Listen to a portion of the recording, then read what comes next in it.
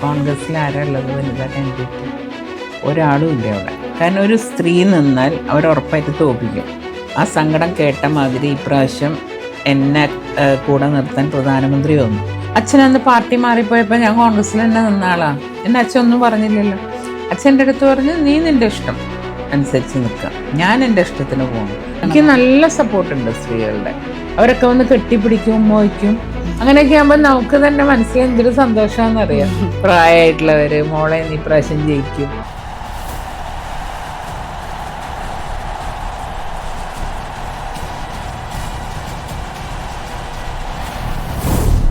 നമസ്കാരം. നമ്മളോടൊപ്പമുള്ളത് ഇപ്പോൾ പത്മജ മാം ആണ്. മാം, കരുണാകരൻ്റെ മകൾ എന്നുള്ളൊരു വലിയ, അതായത് കോൺഗ്രസിൻ്റെ തന്നെ ആത്മാവായിരുന്ന അദ്ദേഹത്തിൻ്റെ മകൾ എന്നുള്ള രീതിയിൽ നിന്നിട്ട് പെട്ടെന്ന് BJP-യിലേക്ക് ഒരു പ്രവേശനം നടത്തിയതിന് ശേഷമുള്ളൊരു തെരഞ്ഞെടുപ്പാണ്. ഇപ്പോൾ കഴിഞ്ഞ തെരഞ്ഞെടുപ്പിന് മാം വളരെ തുച്ഛം വോട്ടുകൾക്കാണ് പിന്തള്ളി പോയതുപോലും. അപ്പോൾ ഇപ്പോൾ BJP-യിലേക്ക് വരുമ്പോൾ ഈ രണ്ട് പാർട്ടികളും സ്ത്രീകളെ സ്വീകരിക്കുന്ന ഒരു വ്യത്യാസമുണ്ടല്ലോ. ഈ രണ്ട് പാർട്ടികളിലും അത് എങ്ങനെയാണ് മാഡത്തിന് അനുഭവപ്പെട്ടിട്ടുള്ളത്? ഇപ്രാവശ്യം ഇലക്ഷൻ തന്നെ നോക്കിയാൽ മതി. കോൺഗ്രസ്സിൽ ആരാ ഉള്ളത് വനിതാ കാൻഡിഡേറ്റ്? ഒരാളും ഇല്ല അവിടെ.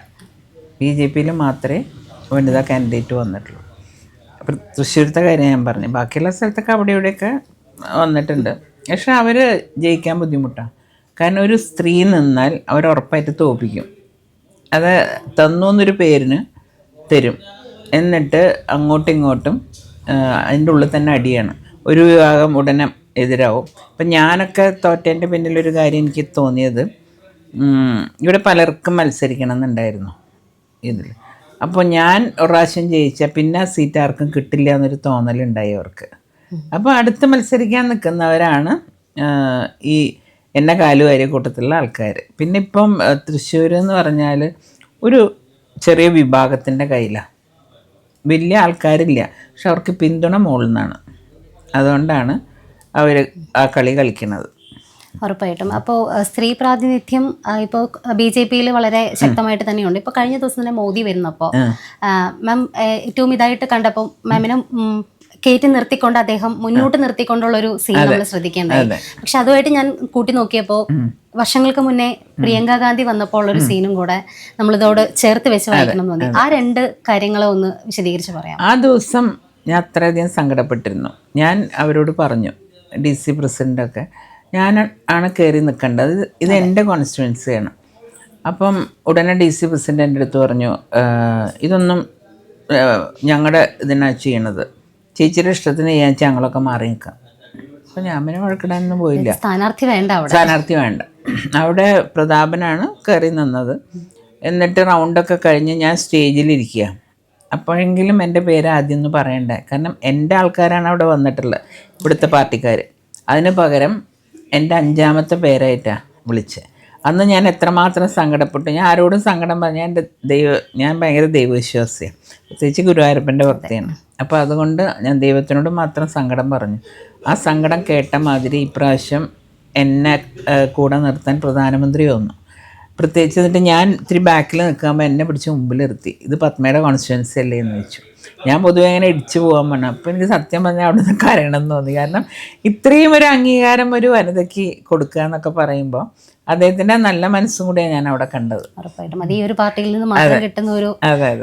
എന്തായാലും ഇപ്പോൾ അച്ഛനുണ്ടായിരുന്നു എന്ന് വെച്ചാൽ മാമിൻ്റെ ഈ ഒരു BJP പ്രവേശനത്തെ പിന്തുണയ്ക്കുമായിരുന്നു അതോ? അച്ഛൻ അങ്ങനെ മക്കൾക്ക് ഒരു എല്ലാത്തിനും സ്വാതന്ത്ര്യം കൊടുക്കും. അച്ഛനന്ന് പാർട്ടി മാറിപ്പോയപ്പോൾ ഞാൻ കോൺഗ്രസ്സിൽ തന്നെ നിന്ന ആളാണ്. എന്നെ അച്ഛൻ ഒന്നും പറഞ്ഞില്ലല്ലോ. അച്ഛൻ്റെ അടുത്ത് പറഞ്ഞ് നീ നിൻ്റെ ഇഷ്ടം അനുസരിച്ച് നിൽക്കാം, ഞാൻ എൻ്റെ ഇഷ്ടത്തിന് പോകണം.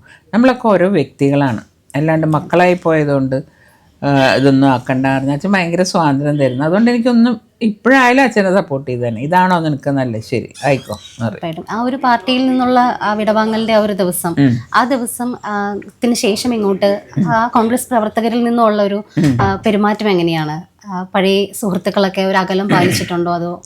ഇല്ല, പലരും എൻ്റെ അടുത്ത് നേരിട്ട് കാണുമ്പോൾ അല്ലാണ്ട് പറയുമായിരിക്കും, പിന്നെ എന്നെ ഫേസ്ബുക്കിൽ ചീത്ത പറയണേക്കാം.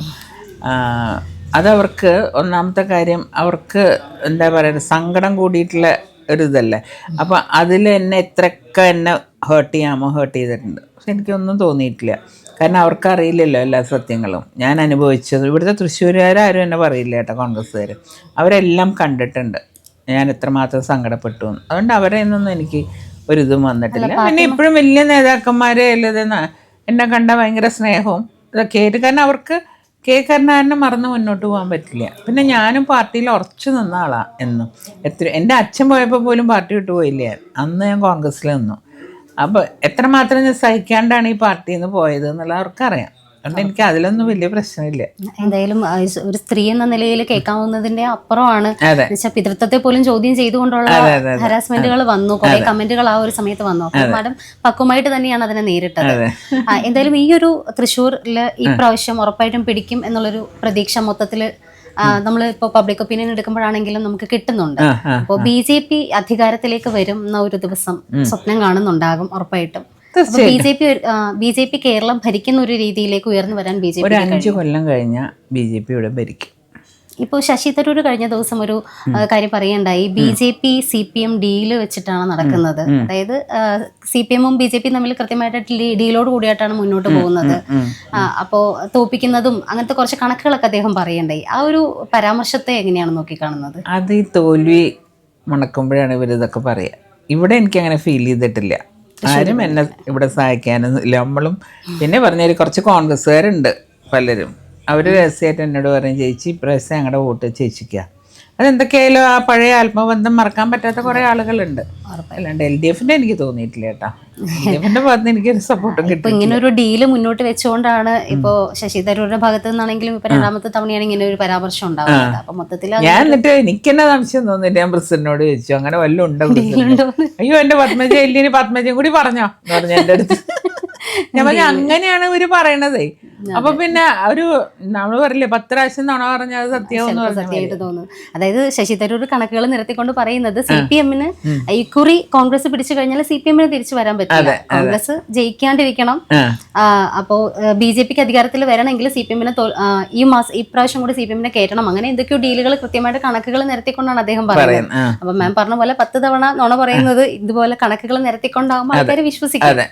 പക്ഷെ ഇപ്പം ജനങ്ങൾക്ക് ഞാൻ ഞെട്ടിപ്പോയി തൃശ്ശൂർ വന്നപ്പം. ഞാൻ പണ്ട് കണ്ട ഇതല്ല, പലരും BJP-യിലേക്ക് മാറിയിട്ടുണ്ട് ഇവിടെ. മറ്റേ ഹിന്ദുക്കളെ നമുക്ക് മനസ്സിലാക്കാം, പക്ഷെ ഇവരില്ലേ ക്രിസ്ത്യൻസൊക്കെ മാറിയിട്ടുണ്ട് നന്നായിട്ട്.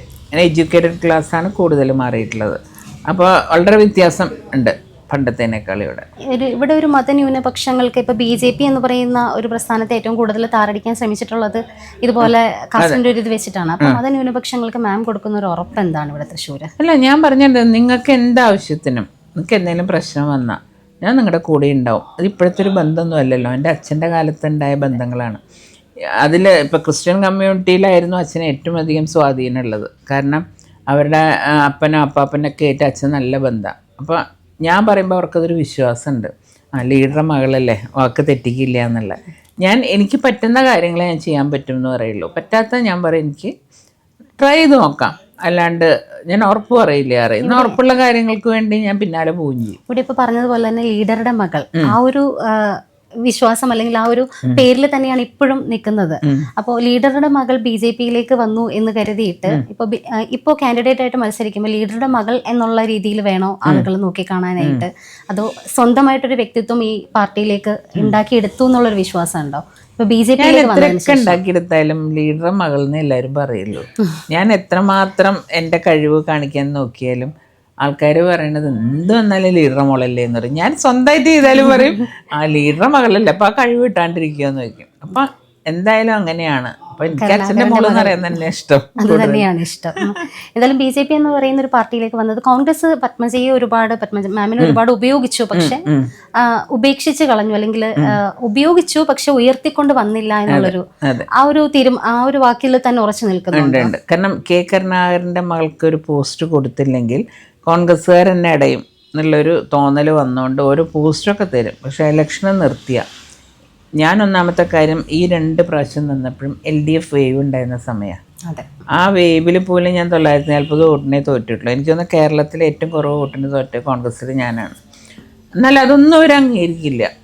ഇതന്നെ അവരെന്നെ പറഞ്ഞുണ്ടാക്കണത് ഓരോന്ന്. അപ്പം എനിക്കറിയാം ആരോ വ്യക്തമായിട്ട് എന്നെ തോപ്പിച്ച ആളുകളുടെ പേരെനിക്കറിയാം. പക്ഷെ ഞാനത് കംപ്ലൈൻ്റ് ആയിട്ട് എഴുതി കൊടുത്തു, പേര് പറഞ്ഞ് എഴുതി കൊടുത്തു. ഞാൻ ഒന്നും ചെയ്തില്ല. പക്ഷേ ഞാൻ BJP കണ്ടൊരു വ്യത്യാസം, ഇവിടുത്തെ അതിൻ്റെ മെയിൻ ആൾ വന്ന് ഇവിടെ ഇരിക്കും, എന്നിട്ട് നമ്മളോടൊന്നും മിണ്ടണ്ടെന്ന് പറയും. അപ്പോൾ ഇങ്ങനെ വരുമ്പോൾ തമ്മിൽ ഓരോന്ന് നോക്കുമ്പോൾ ഇന്ന ബൂത്ത് വീക്കാണ് ഇന്ന, അപ്പോഴേക്കും ആളിന് ഏനെ ഇറങ്ങുമോ പണിയെടുക്കാൻ. അപ്പോൾ ചിലർ പറയും ഇറങ്ങും, ചിലർ പറയും ഭയങ്കര മോശമാണ്. അപ്പോൾ ഉടനെ 1 മിനിറ്റ് കണ്ണടച്ചിട്ട് ഇങ്ങനെ കാണിക്കും അയാളെ മാറ്റിക്കൊള്ളാൻ. അവിടെ തന്നെ ഇരുന്ന് മാറ്റും അവർ. മറ്റേത് നമ്മൾ കംപ്ലൈൻറ്റ് കൊടുത്തിട്ട് എന്ത് കാര്യം, അയാളോ കുറച്ച് നേതാവാവുക. അപ്പോൾ ഇതിലങ്ങനെയല്ല, സെക്കൻഡിൽ ആക്ഷനാണ്. അതാണ് BJP ഏറ്റവും കൂടുതൽ കണ്ടിട്ടുള്ള ഒരു മേന്മ എന്ന് പറയുന്നത്. അപ്പോൾ കോൺഗ്രസിൽ കണ്ടിട്ടുള്ള പോരായ്മ എന്ന് പറയുന്നതും ഇതുപോലെ ആക്ഷൻസ് ഉണ്ടാവുന്നില്ല എന്നുള്ളത് തന്നെയാണ്, പരിഹാര നടപടികൾ ഉണ്ടാവുന്നില്ല. ഒരുപാട് തഴയപ്പെട്ട് BJP വന്നുവെങ്കിലും ഇപ്പോൾ BJP എത്തിക്കഴിഞ്ഞപ്പോൾ, അതായത് കോൺഗ്രസിനോടുള്ള ഒരു പരാതി അല്ലെങ്കിൽ പരിഭവം കൊണ്ട് വന്നതാണോ അതോ BJP രാഷ്ട്രീയത്തിൽ ആകൃഷ്ടിയായിട്ട് വന്നതാണോ? അല്ല, എനിക്ക് പൊതുവെ ഇവരോടുള്ള ദേഷ്യം കൊണ്ടാണ്. എവിടെ പോകണമെന്ന് ഞാൻ തീരുമാനിച്ചിരുന്നില്ല. പിന്നെ BJP വന്നപ്പോൾ എനിക്ക് തോന്നി, ഞാനും മോദിജിയുടെ ഒരു ഭയങ്കര ഫാനായിരുന്നു. പ്രത്യേകിച്ച് ഇവിടെ എല്ലാ പെണ്ണുങ്ങളും അതാണ്. അപ്പോൾ അങ്ങനെ എനിക്കൊരു ഇഷ്ടം തോന്നി. എന്നെ പല പാർട്ടികളും വിളിച്ചു ഇങ്ങനെ അറിഞ്ഞപ്പോൾ, പക്ഷെ ഞാൻ അതിലേക്കൊന്നും പോകാൻ താല്പര്യപ്പെട്ടില്ല. എനിക്കിതിൽ ആയിരുന്നു ഇഷ്ടം. എന്തുകൊണ്ട് BJP എന്ന് ചോദിച്ചാൽ മോദി എഫക്ട് തന്നെയാണ് പിന്നെ ഉറപ്പായിട്ടും. പക്ഷേ ഇവിടെ BJP ഇപ്പോൾ ഡീല് പറയുന്നതിന്റെ കൂട്ടത്തിൽ ആൾക്കാർ പറയുന്ന ഒരു കാര്യം, ഇപ്പോൾ സുരേന്ദ്രൻ ആണെങ്കിലും കൊടകര കള്ളപ്പണ കേസിൽ ഷോൺ ജോർജ് ആണ് മാസപ്പടിക്ക് ഇത് കൊടുത്തത്. അപ്പൊ അത്തരത്തിൽ ഇപ്പൊ മോദി തന്നെ ഡയറക്റ്റ് വന്നിട്ട് പറയുകയുണ്ടായി സ്വർണ്ണക്കള്ളക്കടത്തില് മുഖ്യമന്ത്രിയുടെ ഓഫീസിലാണെന്ന്. അത്തരത്തിൽ ഒരുപാട് സൂചനകൾ കൊടുത്തിട്ടും ഇതുവരേക്കും യാതൊരു വിധത്തിലുള്ള തീരുമാനങ്ങളും അല്ലെങ്കിൽ നടപടികളും കേന്ദ്ര ഗവൺമെന്റ് ഭാഗത്തു നിന്നും ഉണ്ടായിട്ടില്ല. അതായത് പിണറായി ഗവൺമെന്റിനെതിരെ ഒന്നും ഉണ്ടായിട്ടില്ല. അപ്പോൾ ആളുകൾ സ്വാഭാവികമായിട്ടും ഇത്തരം സംശയങ്ങൾ ഉയർത്തുന്നു, അഡ്ജസ്റ്റ്മെന്റ് ഉണ്ട് എന്നുള്ളൊരു സംശയം ഉയർത്തും. അത് സ്വാഭാവികമായിട്ട് വരുന്നതാണ്. അതൊരു പ്രത്യേക അഡ്ജസ്റ്റ്മെന്റ് ആയിട്ട് എനിക്ക് തോന്നിയിട്ടില്ല, ഇതുവരെ തോന്നിയിട്ടില്ല.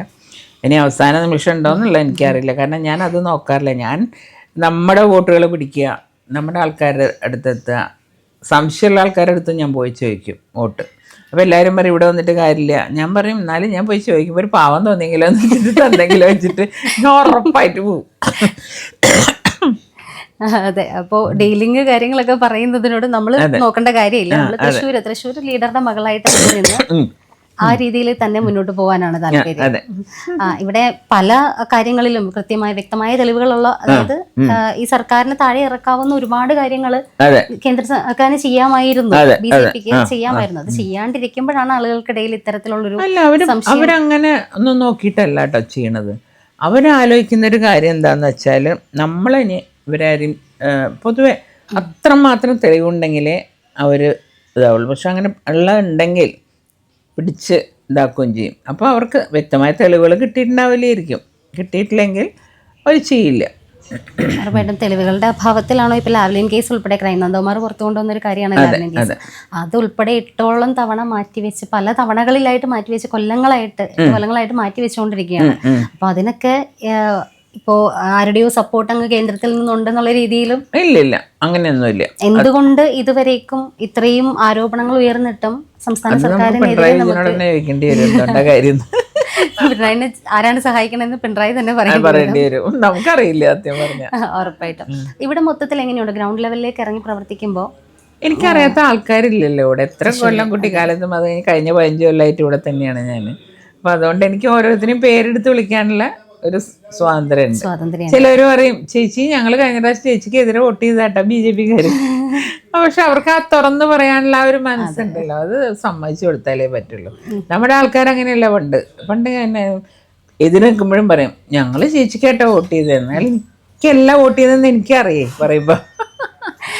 എന്തായാലും ഇപ്പോൾ മൊത്തത്തിലൊരു സപ്പോർട്ടുള്ള ഒരു സ്ഥലം തന്നെയാണ്. അപ്പോൾ കേരളത്തിൽ മൊത്തത്തിൽ BJP-ക്ക് അനുകൂലമായിട്ടുള്ളൊരു തരംഗം നിലനിൽക്കുമ്പോൾ BJP-ക്ക് എത്ര സീറ്റ് വരെ പിടിക്കാനാവും എന്ന് വിചാരിക്കുന്നുണ്ട്? മൊത്തത്തിൽ ഉണ്ടാവുമെന്ന് എനിക്ക്, ഞാൻ നമ്പേഴ്സ് നോക്കിയിട്ടില്ല. കാരണം ചിലത് അങ്ങനെ ബലാബലായിട്ടൊക്കെ നിൽക്കുന്നുണ്ട്, അതൊന്നും നമുക്ക് പ്രഡിക്റ്റ് ചെയ്യാൻ പറ്റില്ല. പല മണ്ഡലങ്ങളിലും ഇപ്പോൾ നേരത്തെയൊക്കെ BJP നിന്നിരുന്നൊരു സ്ഥാനത്ത് നിന്നല്ല ഇപ്പൊ ത്രികോണ മത്സരം ഉറപ്പിച്ച് പറയാവുന്ന ഒരു അതിലേക്ക് എത്തിയില്ല. നമ്മള് ഒന്നുമില്ലാത്ത BJP-ന്ന് 3 ഇതായിട്ട് നമ്മൾ എത്തിയില്ലേ, അതന്നെ വലിയൊരു കാര്യമില്ല. ഏറ്റവും കൂടുതൽ പ്രതീക്ഷ കൊടുക്കുന്ന ഒരു മണ്ഡലം കൂടിയാണ് തൃശ്ശൂർ. പ്രത്യേകിച്ച് ലീഡറുടെ മകൾ എന്നുള്ള രീതിയിൽ കൂടെ നിൽക്കുമ്പോൾ അത് BJP പാർട്ടി വ്യത്യാസം ആരും അത്രയും കണക്കാക്കുന്നില്ല എന്ന് എനിക്കും തോന്നുന്നു. അതെ.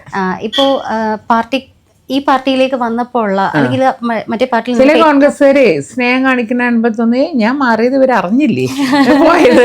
ഭയങ്കര സ്നേഹം അവർക്ക്. ഒരിക്കലും ലീഡറെ മകള് എന്നല്ലാണ്ട് വേറെ ഒന്നും എന്നെ കാണാൻ പറ്റുന്നില്ല അവർക്ക്. പാർട്ടി വ്യത്യാസം ഞാനപ്പോ പറയും ഞാൻ BJP ആണ്, ഇപ്പൊ ആയിക്കോട്ടെ ചേച്ചി ഏത് പാർട്ടിയാലും ഞങ്ങൾക്ക് കുഴപ്പമൊന്നുമില്ല, ചേച്ചി ചേച്ചി തന്നെയാന്ന് പറയും. അല്ല, രാഷ്ട്രീയ വ്യത്യാസത്തിനപ്പുറത്തേക്ക് കഴിവുള്ള മനുഷ്യരെ നോക്കിയിട്ട് വോട്ട് ചെയ്യാന്നുള്ളത് തന്നെയാണ് എപ്പോഴും നല്ല ഇതെന്ന് പറയുന്നത്. അല്ലാണ്ട് പണ്ട് മുതലേ ഇപ്പോ പണ്ടത്തെ അമ്മമാരൊക്കെ ചിഹ്നം കണ്ടാ കുത്തും, ചിഹ്നം കണ്ടാ കുത്തി പോവും അവര്. അപ്പൊ അതിനപ്പുറത്തേക്ക് ഇപ്പോ കുറച്ചും കൂടി എഡ്യൂക്കേറ്റഡ് ആയിട്ടുള്ള ആളുകളാണ്. അപ്പൊ അവര് ആളുകളെ താമര കാണുമ്പോൾ ഒരു കൈപ്പത്തിയുടെ ആകൃതി അതുകൊണ്ട് കുത്തി പോകാം ചിലപ്പോ. ഇല്ല, ആളുകളെ നോക്കിയിട്ട് കുത്താനുള്ള ഒരു വിവരത്തിലേക്കും വിദ്യാഭ്യാസത്തിലേക്കും ആളുകൾ പ്രത്യേകിച്ച് യങ്സ്റ്റേഴ്സ് അവര് കഴിവുള്ളവരെ നോക്കിയിട്ട് അവര് ചെയ്യുള്ളൂ. പിന്നെ BJPക്ക് ഏറ്റവും കൂടുതൽ സഹായമായ ഘടകം എന്ന് എനിക്ക് തോന്നുന്നത് സ്ത്രീകളുടെ ഒരു സപ്പോർട്ട്. എനിക്ക് നല്ല സപ്പോർട്ടുണ്ട് സ്ത്രീകളുടെ. അവരൊക്കെ വന്ന് കെട്ടിപ്പിടിക്കും, ഉമ്മ വയ്ക്കും. അങ്ങനെയൊക്കെ ആകുമ്പോൾ നമുക്ക് തന്നെ മനസ്സിൽ എന്തൊരു സന്തോഷാന്നറിയാം. പ്രായമായിട്ടുള്ളവര് മോളെ നീ പ്രാവശ്യം ജയിക്കും എന്നും പറഞ്ഞ്. ഇപ്രാവശ്യം അപ്പോ എല്ലാ വിജയാശംസകളും നേരുന്നു ഞങ്ങള്. Thank you.